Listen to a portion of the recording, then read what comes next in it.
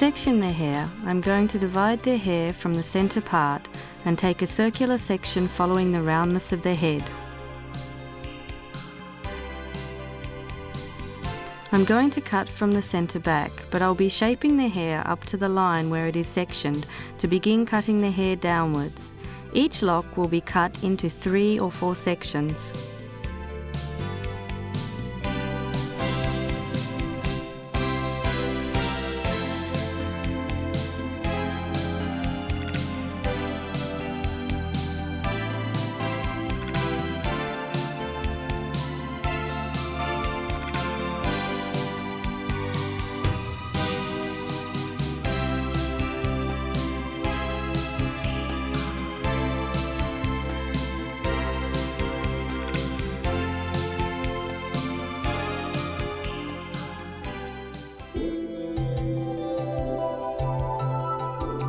The right side is sectioned vertically in the same way, and the hair will be cut downwards into 3 or 4 sections. In doing so, make absolutely sure to cut the hair downwards.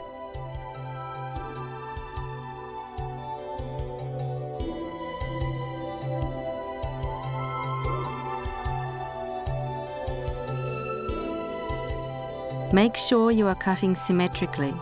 Take a thin lock of hair around the ear and cut it by pulling it slightly towards the back with care.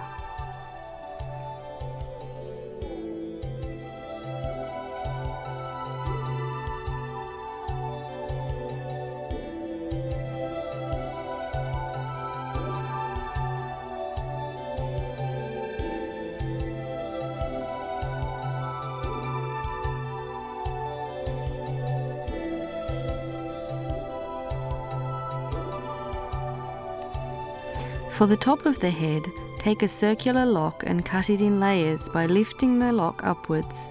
The sides will be cut in layers in the same way by taking a vertical lock along the hairline gradually and cutting it in 3 to 4 sections while lifting it upwards.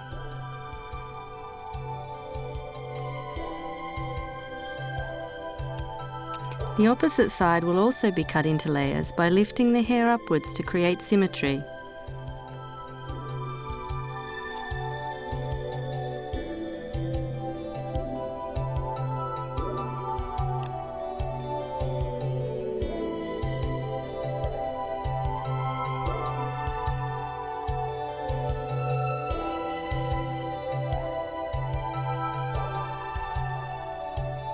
I'm going to cut the bangs slightly longer, as thinning them later will shorten them.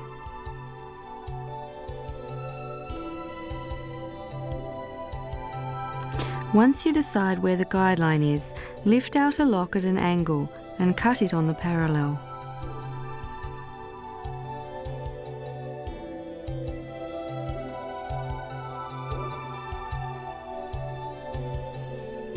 Once you finish cutting, blow dry the whole hair lightly.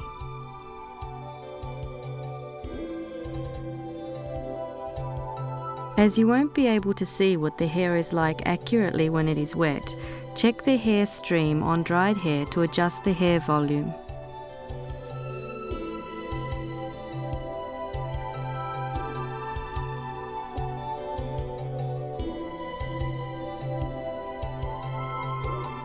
Now, I'm going to be thinning out the hair, but I'm tapering it vertically in the same manner as I have done when I cut the hair, and thin it out in gradation where there are layers by checking the overall volume.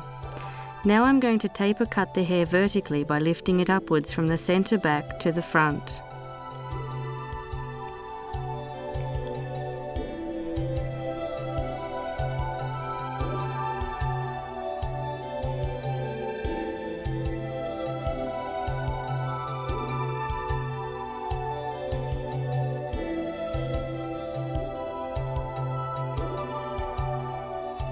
Make sure you are thinning at an angle or vertically, and when you taper cut, take a slice laterally to create fine hair ends.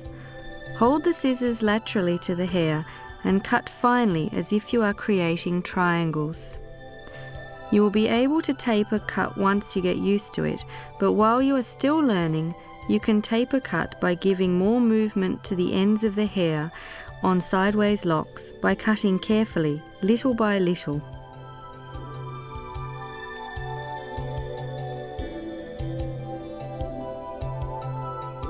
If you taper cut too finely, the hair will look unvaried, so take a lock about the width of your finger and cut roughly as if you are cutting out 3 triangles in that area.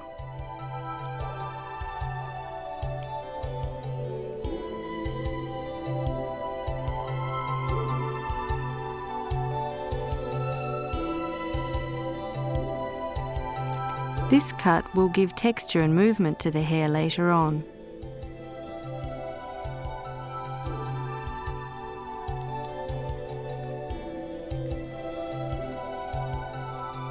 Once the base haircut is done, spend time on this taper cutting. In doing so, take a general section on the side from the top. By taking a section from the top, you can create the movement that is needed where it is needed by checking it with your own eyes. Taper cutting thoroughly will make styling easier later on.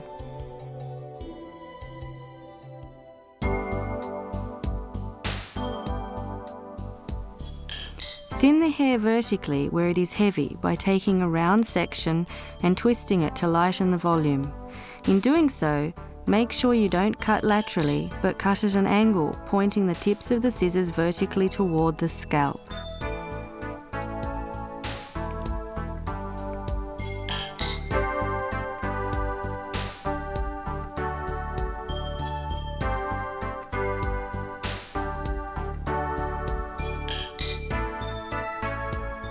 For areas where you want volume, cut the hair further in and check the overall look of this twist with your hands.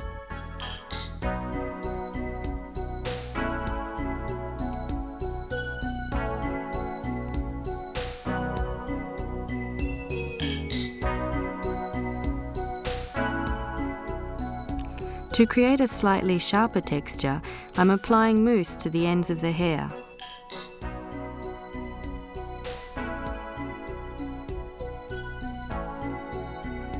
I'm going to create movement by blow drying while finger styling.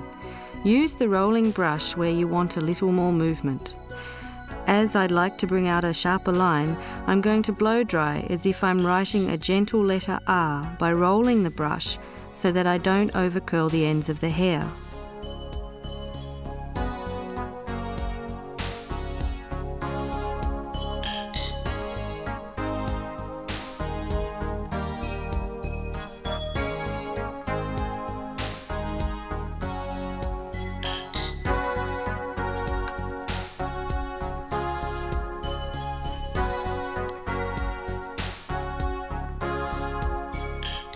Using Denman to finish the hair will prevent it from splitting and bring out luster.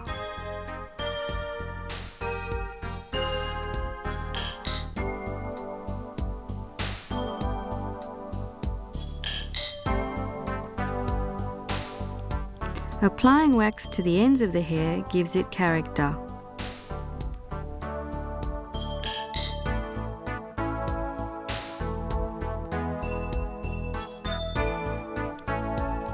Applying a little Yupen makes the hair stick together to create volume.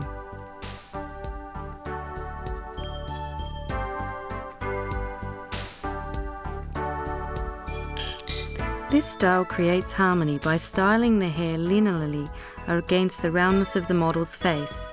It is a straight finish with a fresh look.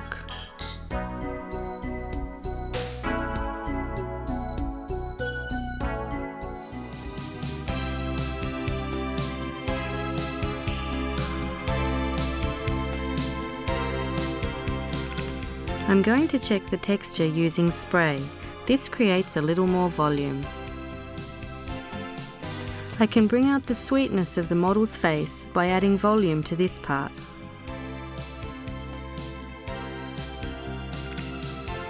It is a sharp bob that is straight on the whole, but with a little softness and movement.